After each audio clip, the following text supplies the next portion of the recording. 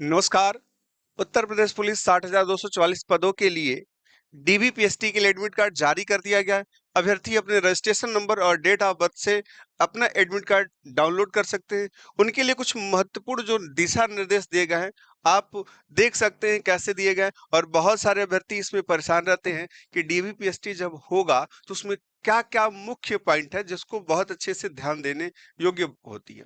तो आप यहाँ पे देख सकते हैं कि सबसे पहला नंबर ये कि जैसे ही आपने अपना एडमिट कार्ड डाउनलोड किया होगा तो आपको यहाँ पे डीबीपीएसटी के लिए क्या डेट दिया गया होगा और डेट के नीचे ही क्या होगी, टाइमिंग दी गई होगी का आपको कितने बजे वहां पे पहुंच जाना है आपके सेंटर पे। उसके बाद जस्ट उसके नीचे क्या दिया गया है, सेंटर का नेम दे दिया गया है। तो उसके बाद आपको यहाँ पे एक फोटो जो तुरंत का हो उसको चिपका के लेके जाना है उस पे।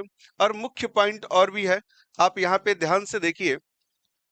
इसके नीचे जब चलोगे, देखो जैसे ही आप नीचे आओगे, आपको हिंदी और इंग्लिश दोनों में एक आपको घोषणा पत्र मिल जाएगा। इस घोषणा पत्र को आपको अच्छे से पढ़ना है और पढ़ के ये जो कह रहे हैं उसको फिल कर देना है। यहाँ पे आपको क्या भरना है, अभ्यर्थी का नाम रह जाएगा और उनके पिताजी का नाम, यानी कि आप इसको अच्छे से पढ़ लीजिएगा। पढ़ने के बाद आपको डेट और स्थान यानी भर दीजिएगा कब, जब जाइएगा, और यहाँ पे अभ्यर्थी का हस्ताक्षर रहेगा। ठीक है। अब उसके बाद नीचे जो दिया गया है अभ्यर्थियों के लिए, यहाँ पे कुछ महत्वपूर्ण निर्देश दिए गए हैं। उस महत्वपूर्ण निर्देश से पहले मैं आपको बता दूं कि आप जानते हो कि अगर आप जनरल, ईडब्ल्यूएस, जनरल में हो या ईडब्ल्यूएस में हो या ओबीसी के हो अभ्यर्थी हो, तो आपके लिए जो चेस्ट चाहिए वो 79 से 84 चाहिए। ठीक है। और जो हाइट चाहिए वो आपको पता है 168 चाहिए। सिर्फ पुरुष के लिए बता रहे हैं। और महिलाओं के लिए क्या होता है, 152 होता है। ठीक है, बात समझ में आ रही है? तो यहाँ पे आप देखोगे तो ये पुरुष के लिए क्या है, ये चेस्ट है 79 से लेके 84 है। और बहुत सारे बच्चे कहते हैं कि यहाँ पे 79 तो हो जा रहा है लेकिन जब ये फुला रहे तो 84 नहीं हो रहा। बहुत सारे लोगों का थोड़ा सा इसमें कम भी रहता है, तो चेस्ट में चलता है, डरने की कोई बात नहीं है। अब ये नहीं कि आपका डीबीपीएसटी के लिए डेट आ गया और अभी से आप चिंतित हो गए कि डीबीपीएसटी में मेरा क्या होगा। जो डीबी है डीबी तो होगा, पीएसटी में जो होगा शारीरिक मापदंड जो होता है आपका, उसमें आप परेशान हो गए और चेस्ट और आपका कम हो गया, तो परेशान नहीं होइएगा। क्योंकि ये जो चेस्ट है ना, ये थोड़ा सा इधर उधर होगा तो चलेगा। क्यों, सबको पता है कि बच्चों का चेस्ट जो होगा आराम से बन जाएगा समय अनुसार। लेकिन इंपॉर्टेंट पॉइंट ये है कि हाइट आपकी 168 है तो ठीक है, उससे कम है तो थोड़ा सा हो सकता है कि प्रॉब्लम हो। ठीक है, तो उसमें कोई दिक्कत नहीं है, अब होगा तो देखिएगा। ठीक है, ये महत्वपूर्ण पॉइंट था। अब उसके बाद अगर आप यहाँ देखोगे जो दिशा निर्देश दिए गए हैं कि अभ्यर्थियों के लिए महत्वपूर्ण निर्देश दिए गए हैं, आप अच्छे से पढ़ लीजिएगा, बहुत आराम से पढ़ लीजिएगा। क्योंकि बहुत जल्दीबाजी तो है नहीं, आपके पास बहुत अच्छा खासा समय मिला हुआ है, तो आप अच्छे से इसको पढ़ के जाइएगा। पहले नंबर कॉलम में दिया गया है, फोटो पहचान पत्र के रूप में आधार कार्ड लाएं। पहचान पत्र के रूप में 12 अंकों की पूरी संख्या वाला आधार कार्ड अनिवार्य है। इसका मतलब ये हो गया कि आप जिस आधार कार्ड को लेके जाओगे वो मास्क आधार कार्ड नहीं होना चाहिए। आपने देखा होगा कि जो मास्क आधार कार्ड होता है वो सिर्फ क्या होता है, ऐसे क्रॉस किया रहता है और कोई 4 डिजिट यानी शायद शुरू का या लास्ट का कोई 4 डिजिट वहां पे सिर्फ दिखाता रहता है। ठीक है, और बाकी जो होता है क्रॉस किया रहता है। तो ऐसे आधार कार्ड आपको लेके नहीं जाना है। अगर आपके पास वही वाला आधार कार्ड है जिसको कहते हैं मास्क का आधार कार्ड, तो आप उसको छोड़ दीजिए। आप दूसरा वाला आप अपना क्या कीजिए, आधार कार्ड डाउनलोड कर लीजिए। ठीक है, और उसको निकलवा लीजिएगा कार्ड में। अब उसके बाद से आपको 12 अंक वाला ही आधार कार्ड लेके जाना, यानी कि सबके आधार कार्ड का जो नंबर होता है 12 अंक का, तो नंबर पूरा उस पे इंडिकेट करना चाहिए आधार कार्ड का, वो वाला आधार कार्ड आपको लेके जाना है। दूसरा नंबर पॉइंट आप पढ़ोगे तो दूसरे नंबर में क्या कहा गया है, आप देखो, जिन अभ्यर्थियों ने आवेदन के समय आधार कार्ड का विवरण नहीं दिया है, उन्हें बिंदु संख्या 1 में उल्लेखित आधार कार्ड के साथ एक अन्य वैध सरकारी पहचान पत्र, ई आधार कार्ड, जैसे में पासपोर्ट, ड्राइविंग लाइसेंस इत्यादि, या इस टाइप का जो दिया गया ई आधार कार्ड, पासपोर्ट, ड्राइविंग लाइसेंस, ठीक है, कब लेके जाना है, जब आप फॉर्म डालते समय आपने आधार कार्ड का विवरण नहीं दिया है तो आधार कार्ड के साथ लेके जाना है, ये सब भी लेके जाना है। ठीक है, अब तीसरा नंबर देखो क्या कर रहा है, वैध अनुमेय फोटो पहचान पत्र के बिना अभ्यर्थी को अभिलेखों की समीक्षा एवं शारीरिक मानक परीक्षा में बैठने की अनुमति नहीं दी जाएगी। यानी अगर आपका फोटो पहचान पत्र नहीं है तो आपका डीबीपीएसटी नहीं होगा। ठीक है, ये साफ लिखा गया है। और परेशान हो जाओगे आप, लेके जाना, आराम से चेक कर लीजिएगा आप लोग। एक दिन पहले पहुंचना है आपको, क्योंकि सुबह में है, तो जो लोग उसी दिन पहुंच सकते हैं जाएंगे, लेकिन एक दिन पहले कई बार चेक करना चाहिए। ठीक है, अब ये नहीं कि आपने एकदम निफिक्र होकर एक बार चेक कर लिया, चेक एक बार करो फिर दोबारा चेक करो। ठीक है, कि आपको लगे कि हाँ सब ठीक है तो चलेगा। चलिए, 4 नंबर कह रहा है अभ्यर्थियों की पहचान स्थापित करने के लिए आधार का प्रयोग किया जाएगा।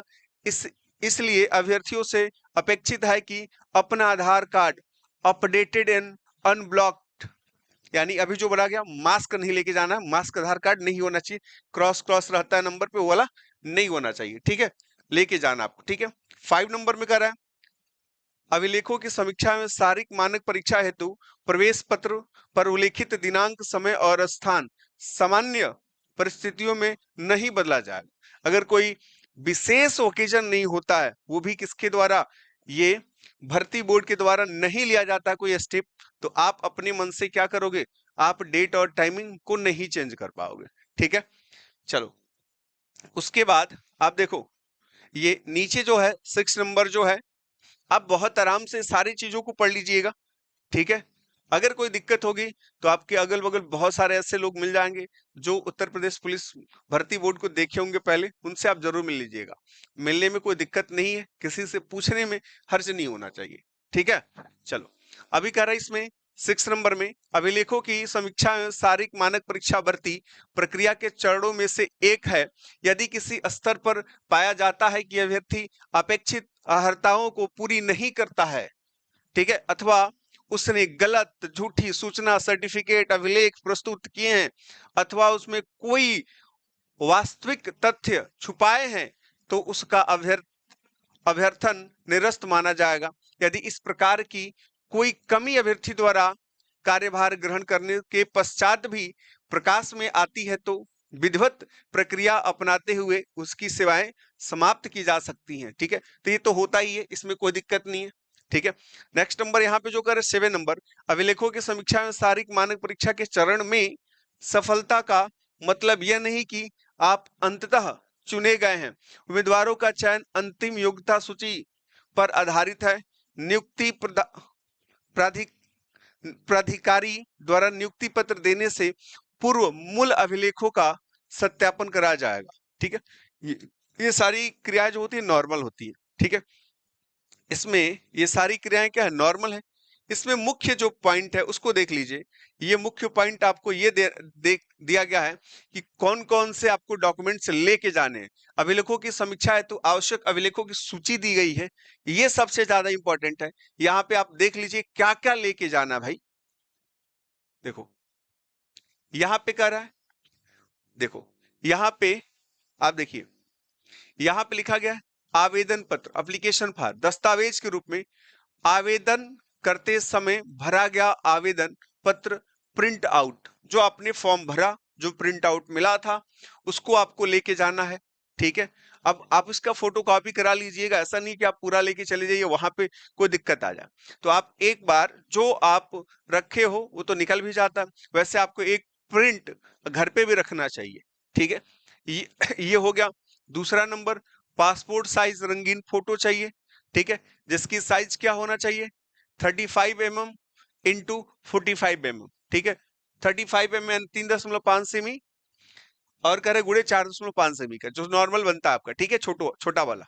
और थर्ड नंबर क्या कर रहा है, फोटो युक्त पहचान पत्र, जो पहले ही बताया गया, मूल फोटो युक्त पहचान पत्र, आधार, ई आधार, ड्राइविंग लाइसेंस या पासपोर्ट के साथ स्वहस्ताक्षरित मूल पहचान पत्र की छाया प्रति। ठीक है, तो जो भी आप ओरिजिनल लेके जाओगे साथ में, उसकी छाया प्रति भी लेके जाओगे और उस पर स्व हस्ताक्षरित होना चाहिए।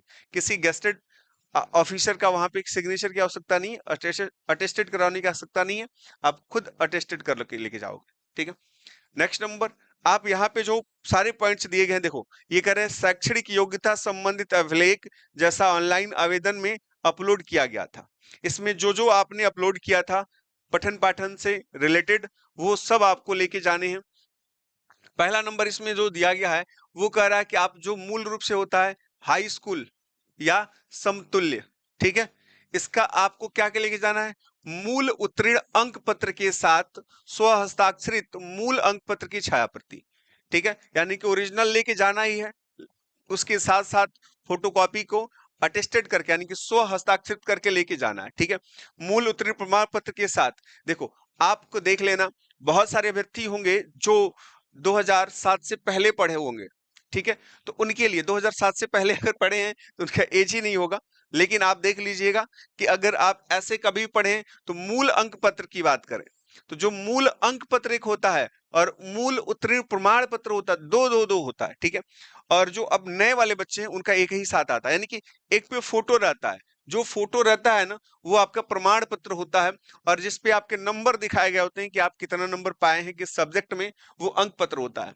एक्चुअल में अब जो आ रहा है ना, एक ही साथ दोनों आता है। तो आप लोग अच्छे से देख लीजिएगा, जिनका इतना बड़ा आसपास होगा, यानी कि दोनों होगा, फोटो होगा, अंक पत्र होगा, दोनों एक ही में है।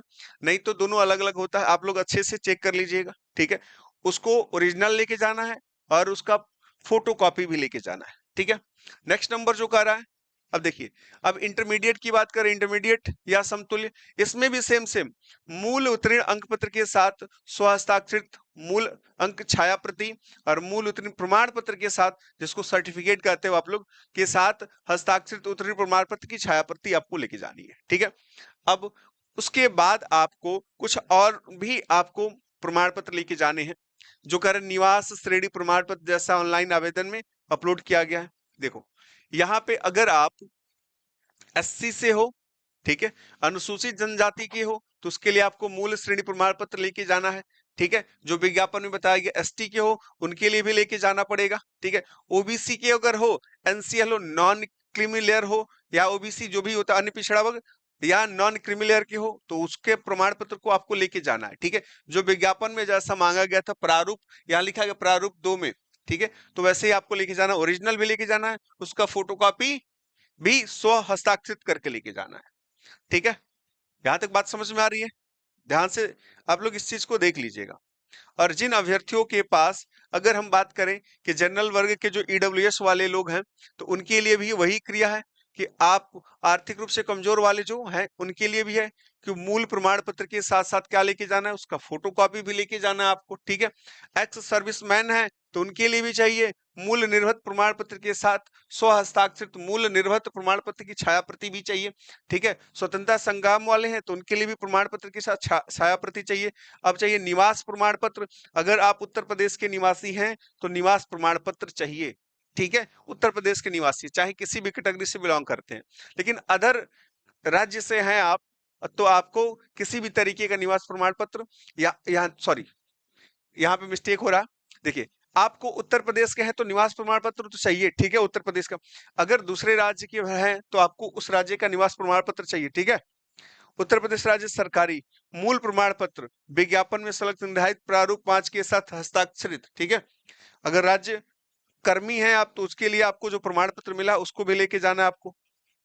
चलो, होमगार्ड सेवा दे रहे हैं तो भी आपको कोई प्रमाण पत्र मिलता है, वो लेके जाना है।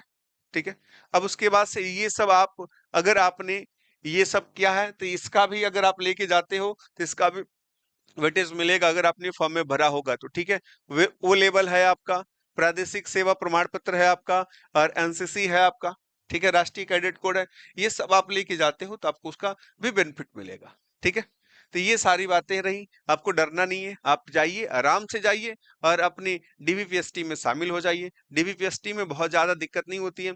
अगर किसी के प्रमाण पत्र में नाम संबंधित कोई दिक्कत है, जैसे अक्षर इधर उधर हो जाता है, तो ऐसा नहीं है कि आपको भेज दिया जाएगा वापस। ठीक है, आप उसके लिए एक नोटरी बयान हल्फी होता है, एफिडेविट होता है, वो बनवा के रख सकते हैं कि किसी भी तरीके का कोई प्रॉब्लम हो तो वहां लगा सकते हैं। अगर कोई नाम में दिक्कत है तो, वैसे ज्यादा दिक्कत होती नहीं है इसको लेके। ठीक है, अगर होती है तो आप बनवा के रखिए, आपको समय दिया जाएगा, मतलब सारा क्रिया आपका होगा और आपको समय दिया जाएगा कि आप इसको सुधरवा लीजिएगा। ठीक है, दूसरा नंबर ये होता है कि जैसे आप थंब लगाते हो तो ये लेफ्ट लगाया जाता है। ठीक है, और बहुत सारे बच्चे एग्जाम के समय में, जो आपका एग्जाम होता है, आपने भूल चूक से राइट लगा दिया और लेफ्ट लगाओगे तो वो क्या करेगा, उठाएगा नहीं, नहीं उठाएगा तो दिक्कत होती है। ठीक है, तो दिक्कत ये होती है कि आपको भगा नहीं दिया जाएगा, आपको मौका दिया जाएगा। ठीक है, आपका जांच परख होगा अच्छे तरीके से, तब आपको आगे मौका दिया जाएगा, नहीं तो नहीं दिया जाएगा। ठीक है, तो आप लोग ध्यान दीजिएगा कि आपने एग्जाम के समय में बायां ही लगाया होगा, तो यहाँ भी आपका बायां ही तो लगता है। अगर दायां लगा रहे हो या एग्जाम के समय आपने दायां लगा दिया, तो यहाँ पे आपको थोड़ा सा ये मुशक्कत करना होगा कि थोड़ा सा डिले हो जाएगा आपका। ठीक है, तो चलिए